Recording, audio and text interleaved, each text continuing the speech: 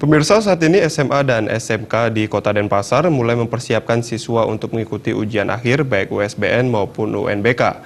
Hal ini dilaksanakan mengingat UN 2018 juga menerapkan soal esai. Denpasar sudah mempersiapkan untuk mengikuti ujian sekolah berbasis nasional USBN dan ujian nasional berbasis komputer UNBK.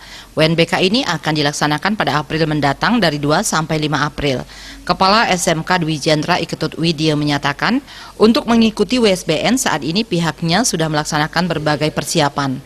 Persiapan USBN ini mencakup pemantapan dan latihan soal yang menggunakan simulasi di sekolah dengan berbasis komputer. Siswa dipersiapkan tidak hanya dari materi pelajaran, namun juga sisi mental dan fisik. Terkait dengan pelaksanaan USBN dan UNBK, Menteri Pendidikan Muhadjir Effendi mewacanakan soal ujian 10% akan menggunakan esai. Hal ini pun sudah dipersiapkan dengan baik oleh SMA-SMK yang ada di Kota Denpasar.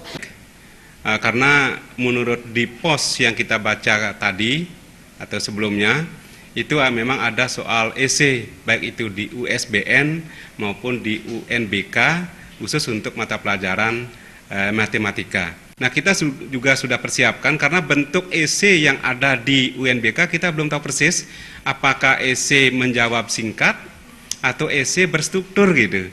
Nah, di sini kalau misalnya esai berstruktur mungkin nanti ada kesulitan siswa ketika menjawab modelnya itu karena di sana kan ada simbol-simbol matematika.